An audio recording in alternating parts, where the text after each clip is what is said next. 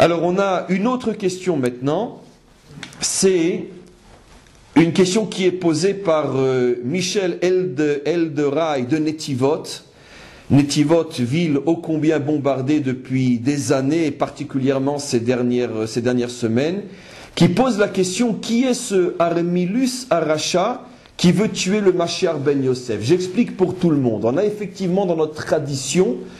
on rapporte un enseignement comme quoi le Mashiach ben Yosef, et je vais expliquer tout de suite de quoi il s'agit, sera mis en danger par un dénommé Armilus qui voudra le tuer. Et tous les maîtres de toutes les générations ont prié pour que Armilus ne puisse pas tuer le Mashiach ben Yosef. Et c'est pour cette raison que dans certains sidourim de prière, surtout chez les Sfaradim, il y a un moment dans la prière où carrément on s'arrête et on demande à Dieu de protéger le Mashiach ben Yosef de Armilus le Racha. Alors de quoi s'agit-il? Alors je vais donner une réponse assez rapide, je ne prétends pas couvrir tout le problème, mais la réponse est la suivante. D'après certains maîtres de la Kabbalah,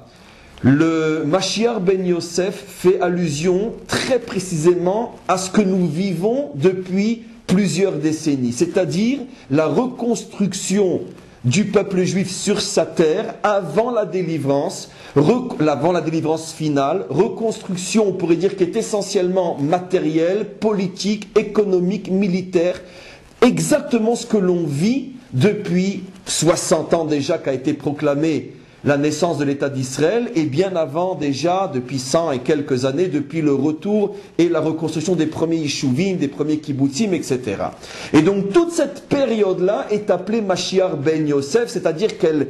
se réalise et elle réussit grâce à l'inspiration du Ruach, d'une force spirituelle qui descend et qui rentre à l'intérieur du peuple juif, et cette force-là s'appelle le Messie, fils de Yosef. Maintenant,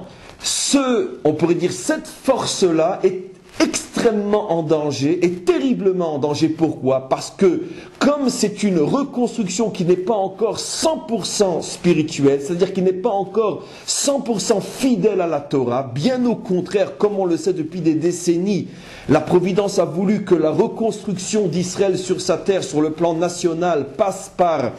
quantité de Juifs qui n'étaient pas fidèles à la Torah, et c'est absolument pas, on pourrait dire, un jugement que je porte là, je parle uniquement de faits et non d'un jugement, mais la réalité c'est que toute cette reconstruction nationale est entre les mains jusqu'à aujourd'hui plus ou moins de gens qui ne se réclament pas ouvertement de la Torah, ce qui met le projet en danger, parce qu'il est clair que quand le peuple juif avance sans la Torah, il se met en danger, et donc il y a un risque énorme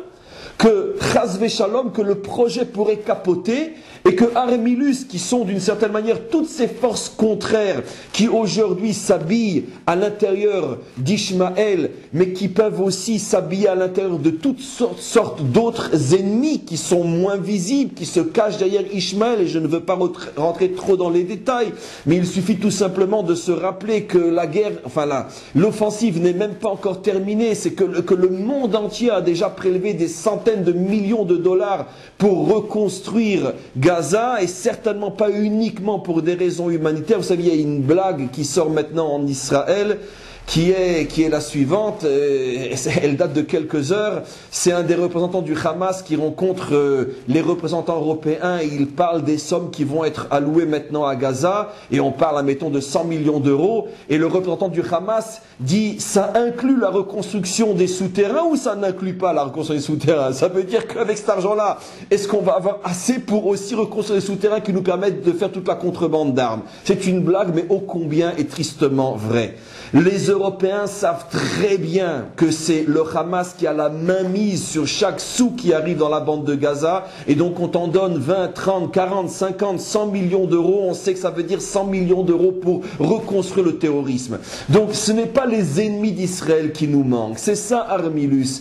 c'est cette volonté d'empêcher le Mashiach ben Yosef de terminer son travail et de passer le relais au Mashiach ben David. Alors nos maîtres dans toutes les générations ont prié prier pour le salut de ce Mashiach ben Yosef, parce que nos maîtres savaient que la délivrance finale se ferait par une reconstruction qui est d'abord matérielle, voire même profane, sans véritablement un attachement clair à la Torah, mais que malheureusement ou heureusement, peu importe, c'est le dessein de Dieu, que ça doit passer par cette phase-là. Mais comme cette phase-là n'est pas fidèle à la Torah, ça nous met tous en danger. Et c'est pour ça qu'il faut prier pour que vite, le Mashiach ben Yosef ait terminé son travail et que l'on puisse voir véritablement l'avènement du Mashiach ben David qui prend le relais et qui continue la reconstruction du peuple juif, mais cette fois-ci d'une manière qui est surtout spirituelle et morale.